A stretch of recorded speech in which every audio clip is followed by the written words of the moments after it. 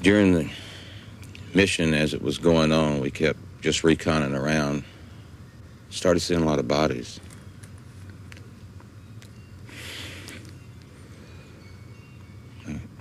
It didn't add up, you know, how all these people were getting killed and wounded,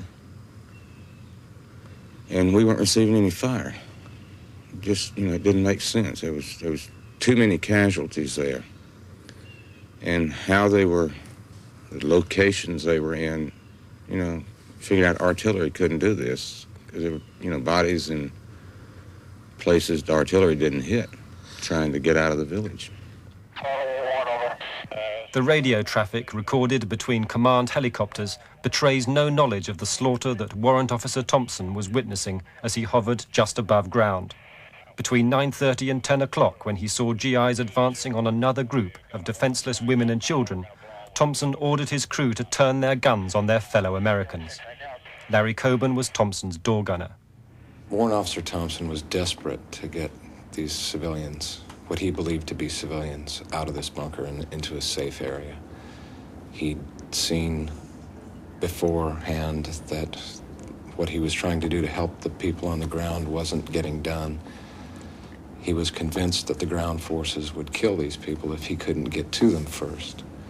He landed the aircraft in between the American forces and the Vietnamese people in the bunker. Got out of the aircraft, had us get out of the aircraft with our weapons to cover him, and he went and had words with a lieutenant on the ground. He asked the lieutenant how he could get these people out of the bunker. The lieutenant said the only way he knew was with hand grenades. So when Warrant Officer Thompson came back to the aircraft, he was furious, and he was desperate to get these people out of the bunker. He told us he was going over to the bunker himself to see if he could get them out. I don't even think he took a rifle with him. I think he was, besides a sidearm, he was relatively unarmed. He told us if the Americans were to open fire on these Vietnamese as he was getting them out of the bunker, that we should return fire on the Americans.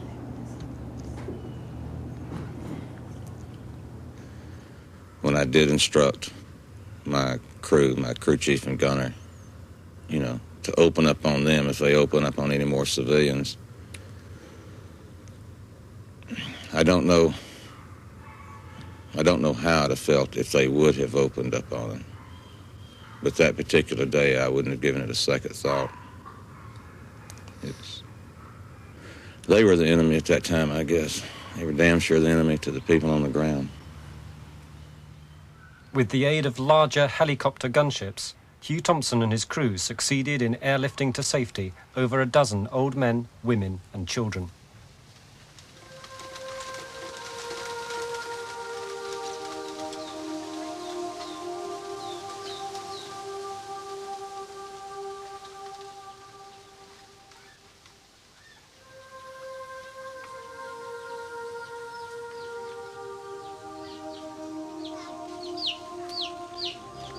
Cái lần thứ nhất ấy, thì nó vô.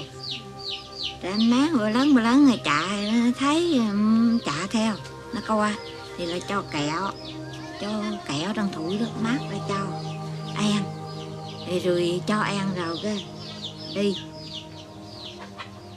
Tôi không nói rằng ấy, nó đi thôi, cái việc đi rồi cừ đi chứ tiếng mình không biết.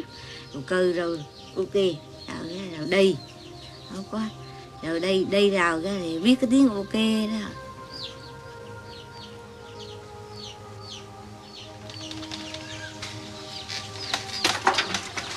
Rồi đi rồi cái rồi một đợt thứ nhì nữa thì cũng vô rồi chế nước cho uống. Mà không nói gì. Rồi coi là đợt thứ ba là đổ quân xuống mà. Giết ra đâu chứ không có gì. Đó là giết hết. Coi là giết sạch, hóa sạch. Không có còn ấy. This monument marks the ditch where the largest numbers of people were executed. Scores of people, rounded up in sweeps of the village, were herded here to be shot by Lieutenant Kelly and others acting on his orders. Đồng bào cái là đùa như vịt vậy, đùa xuống mương cây nó nhồ đầu. Cái thì chết chơi, mẹ ơi, cho tôi lên về tội quá đi, đừng có bán tôi không to gì mà bán tôi tội quá, người dân vô tội quá đi. Thì bán rồi một lớp rồi cái im. Thì coi như là em nhỏ về là nó bò theo mương cây nó. Thấy đứt ruột luôn, bò theo mương cây mà tôi là sắp chết, nó chặn ngạt quá, tôi không có làm sao ấy. Mà có làm sao cũng không biết, là bị thương nên không biết có làm sao. Thì mới bò về biết tới nhà thì là thấy lỗi đoàn kế đó thì cái thì đọc cùng là có hiếp dâm, người thì có cái con thanh nữ thì là rạc cửa mình như vậy thì không biết là cái lý do làm sao.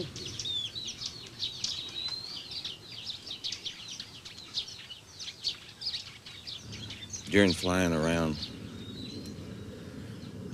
we came across a ditch. It had bodies in it, a lot of them. Women, kids, old men. I remember thought going through my mind, how did these people get in a ditch? And I finally thought about the Nazis, I guess, and marching everybody down into the ditch and blowing them away. Here we are supposed to be the good guys in the white hats. It upset me. As we were flying over it one time, we noticed, some movement in it. And Angelrada, who was my crew chief, spotted a child moving around amongst, the bodies that were in there. So we landed the aircraft next to the ditch, and we got out of it, and my gunner, stood on one side of the aircraft, and I stood on the other. Angelrada went down wading, through the bodies, and brought back up, a little child about 3 years old.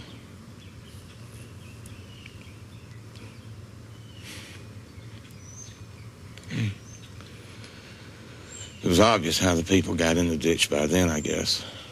So we got the child on board, and we were, getting that child out of there. There was more we probably could have saved, but we, couldn't carry it.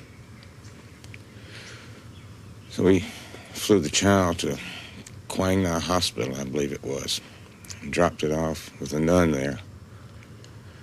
It was a very sober flight going over there, very quiet, trying to figure it out. I was looking at the kid, which I thought was a boy about 3 years old. I had a son at home, same age. And you're thinking that it could be your kid. It was a quiet flight. Later found out in some investigations and hearings that it was actually a girl. You really couldn't tell. We checked arms and legs, There's no bullet wounds.